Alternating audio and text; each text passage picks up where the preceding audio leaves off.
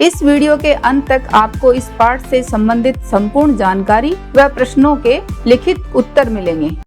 नमस्कार सभी को, हिंदी कला केंद्र में आपका स्वागत है। अगर आप इस चैनल पर नए हैं तो पहले इसको सब्सक्राइब करें व बेल आइकन को दबाना ना भूलें ताकि नए वीडियो का नोटिफिकेशन सबसे पहले आपको मिले।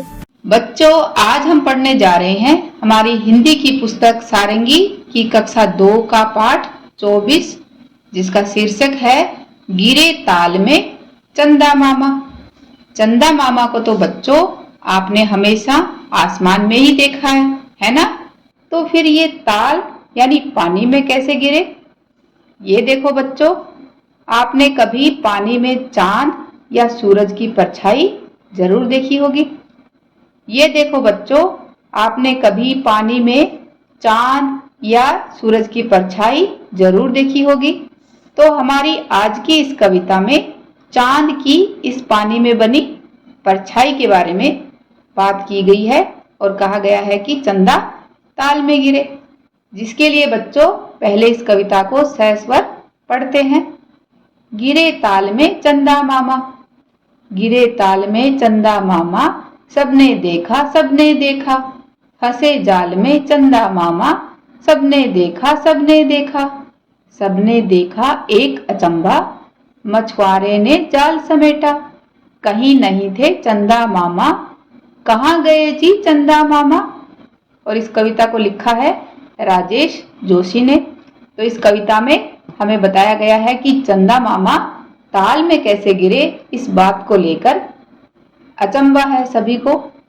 ये देखो बच्चों, यहाँ पर चंदा मामा आसमान में है और इसकी परछाई पानी में दिखाई दे रही है।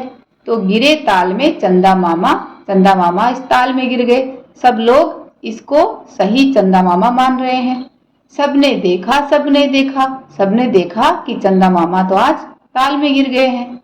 फंसे जाल में चंदा मामा, सबने देखा सबने देखा। ये देखो यहाँ पर एक मछुआरा है जो क्या करता है, मछलियां पकड़ता है। उसके पास ये जाल होता है। तो आज जब उसको पानी में चंदा मामा दिखाई दिए तो एक जाल चंदा मामा को पकड़ने के लिए फेंक दिया, क्योंकि मछुआरा मछलियों को भी ऐसे ही पकड़ता है ना? तो फंसे जाल में कि आज चंदा मामा जाल में फंस गए हैं और इसको सबने देखा सबने देखा। सबने देखा एक अचंभा, साथ ही सबने एक अचंभा यानी आश्चर्य की बात भी देखी। क्या देखी? मछुआरे ने जाल समेटा। मछुआरा क्या करता है, मछलियां पकड़ने के लिए पहले जाल को फैलाता है, थोड़ी देर के बाद जाल को समेट लेता है। तो ऐसे ही यहाँ पर मछुआरे ने चंदा मामा के ऊपर ये जाल फेंका और फिर थोड़ी देर में जाल को समेट लिया। कहीं नहीं थे चंदा मामा, कहाँ गए जी चंदा मामा।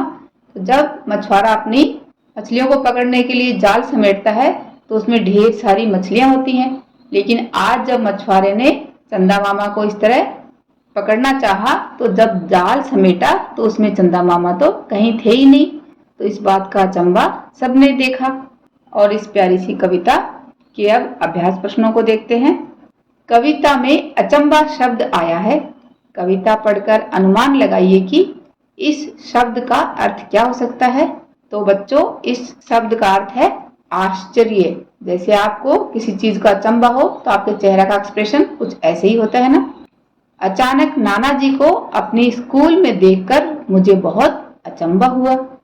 ऐसी बात जिस पर आपकी आंखें विश्वास ना करें। नीचे दिए हुए किस वाक्य में अचंभा शब्द का सही प्रयोग हुआ? यह देखकर अचंभा हुआ कि सूरज प्रकाश देता है। तो यह बात गलत है, क्योंकि इसमें अचंभे की कोई बात नहीं है, सूरज तो प्रकाश देता ही है। यह देखकर अचंभा हुआ कि चांद रात में दिखता है। तो इस बात से भी कोई अचंभा नहीं हुआ, क्योंकि चांद भी हमेशा रात में ही दिखता है। यह देखकर अचंभा हुआ कि आधे मैदान में बारिश हुई और आधा मैदान सूखा था। तो इस बात के लिए हमें अचंभा हो सकता है। इस कविता में चंदा मामा की जगह पर सूरज दादा कहकर इस कविता को पढ़िए। अपनी नई कविता को कॉपी में लिखिए। तो ये बच्चों, आप अपनी कॉपी में इसको जहां जहां चंदा मामा आया है वहां वहां आप क्या लिखना है आपको? सूरज दादा। जैसे गिरे ताल में चंदा मामा, इनकी जगह आपको लिखना है सूरज दादा। तो सबसे पहले ये चंदा मामा आए हैं, इनकी जगह हम यहाँ इस तरह से सूरज दादा लिखेंगे। गिरे ताल में सूरज दादा, सबने देखा सबने देखा। फंसे जाल में सूरज दादा, सबने देखा सबने देखा। सबने देखा एक अचंबा, मछुआरे ने जाल समेटा। कहीं नहीं थे सूरज दादा, कहाँ गए जी सूरज दादा। मिलकर पढ़िए, चांद की रोटी पानी में आई, मछली फिर भी खा न पाई। तो यहाँ पर चांद की रोटी किसे कहा गया है? तो यहाँ पर बच्चों चांद की रोटी चांद की पानी में बनी छाया को कहा गया है, इसलिए हम लिखेंगे पानी में दिख रही चांद की छाया को चांद की रोटी कहा गया है। मछली चांद की रोटी क्यों नहीं खा पाई होगी? तो असल में पानी में केवल चांद की छाया ही थी, इसलिए मछली उसे नहीं खा पाई होगी। आप भी बच्चों ऐसे पानी में, एकदम शांत पानी में आप किसी पेड़ पौधे, चांद या सूरज की छाया को देख सकते हो। बच्चों इस कविता को एक बार फिर से पढ़ें व समझें। क्या आपने कभी चांद की परछाई पानी में देखी है? अगर देखी है तो ये बात आप मुझे कमेंट बॉक्स में लिखकर बताना। साथ ही आपको सबसे ज्यादा अचंभा किस बात पर होता है, ये बात भी आप मुझे कमेंट बॉक्स में लिखकर बता सकते हो। सुझाव व सुधारों के लिए कमेंट बॉक्स में लिखें। अगर हमारे वीडियो बन ही रहे हैं आपके फेवरेट, तो फिर क्यों ना करें इनको लाइक, सब्सक्राइब और रिकमेंड।